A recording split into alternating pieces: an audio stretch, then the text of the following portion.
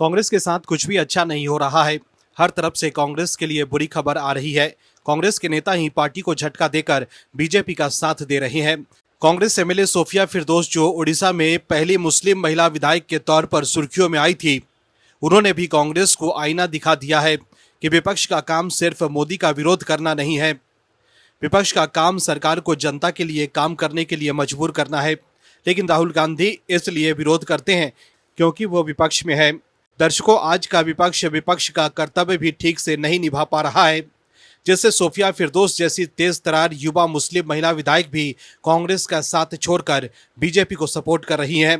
दर्शकों, जनता के सवालों को उठाना विपक्ष का कर्तव्य है। यदि सरकार में कहीं कोई कमी है तो उस पर सवाल उठाना चाहिए, आवाज उठानी चाहिए और चुनाव में वही मुद्दे सामने लाने चाहिए जो सीधे जनता से जुड़े हो। लेकिन आज की हकीकत यह है कि विपक्ष के पास कोई ठोस मुद्दा ही नहीं है, इसलिए वे अनाप शनाप बयानबाजी कर जनता की भावनाओं को भड़काने की कोशिश कर रहे हैं, ताकि लोग बिना सोचे समझे उन्हें वोट दे दें और उन्हें राजनीतिक लाभ मिल जाए। लेकिन सच्चाई यह है कि अब उन्हें कहीं से भी राजनीतिक लाभ नहीं मिलने वाला। राहुल गांधी की लीडरशिप में कांग्रेस की लगातार हार हो रही है। राहुल गांधी समझ ही नहीं पा रहे हैं कि वो पीएम मोदी से मुकाबला कैसे करें। यही वजह है कि राहुल गांधी तिलमिलाए हुए हैं। क्या है खबर, बताते हैं आपको इस रिपोर्ट में। दर्शकों, ओडिशा की 4 राज्यसभा सीटों के लिए सोमवार को वोटिंग हुई। इस चुनाव में कांग्रेस के 3 विधायकों ने क्रॉस वोटिंग कर दी। जिन 3 विधायकों ने क्रॉस वोटिंग की उनमें रमेश जेना, दशरथी गोमांगो और सोफिया फिरदौस शामिल हैं। इनमें सबसे ज्यादा चर्चा सोफिया फिरदौस की है। सोफिया फिरदौस ने 2 दिन पहले ही राज्यसभा चुनाव में बीजू जनता दल के उम्मीदवार के समर्थन करने के पार्टी के ऐलान पर सवाल उठाए थे। वहीं सोमवार को उन्होंने पार्टी लाइन से हटते हुए बीजेपी के समर्थन में वोट डाला। वहीं से पहले सोफिया फिरदौस ने कहा था कि जब यह तय किया गया कि किस उम्मीदवार का समर्थन करना है, तब हमसे ना तो सलाह ली गई और ना ही हमारी सहमति मांगी गई। कांग्रेस ने उम्मीदवार को अपना समर्थन तभी दिया जब पूर्व सीएम नवीन पटनायक ने अपने समर्थन की घोषणा कर दी थी। सोफिया फिरदौस ने कांग्रेस के फैसले पर सवाल उठाते हुए कहा कि ये एक साझा उम्मीदवार कैसे हो सकता है, वो तो नवीन पटनायक की पार्टी बीजेडी का उम्मीदवार है। अगर आज ओडिशा में कांग्रेस पार्टी की ये हालत है तो इसकी वजह नवीन पटनायक की पार्टी बीजेडी ही है। बीजेडी ने हमेशा बीजेपी का समर्थन किया है, ये बीजेपी की बी टीम रही है। नवीन पटनायक की पार्टी बीजेडी ने वक्फ बिल पर बीजेपी का समर्थन किया था। उन्होंने कांग्रेस पर आरोप लगाते हुए कहा कि पार्टी आगे बढ़ते हुए सभी को साथ लेकर चलने की दिशा में काम नहीं कर रही है और इस वजह से हर कोई निराश महसूस कर रहा है।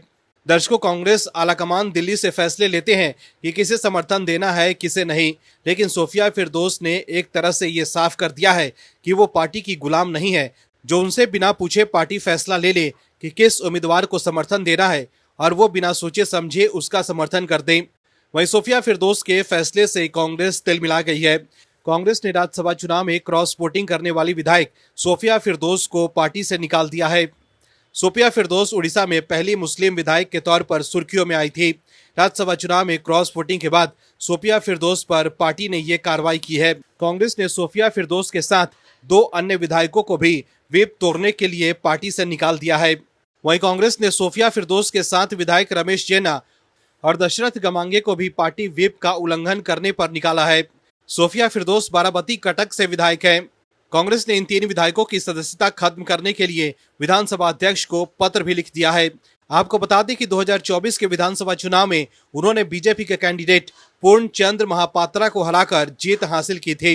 वो राज्य के इतिहास में पहली महिला मुस्लिम विधायक बनी थी तो काफी चर्चा हुई थी। सोफिया फिरदौस कांग्रेस में रहे मोहम्मद मौकिम के बेटी हैं।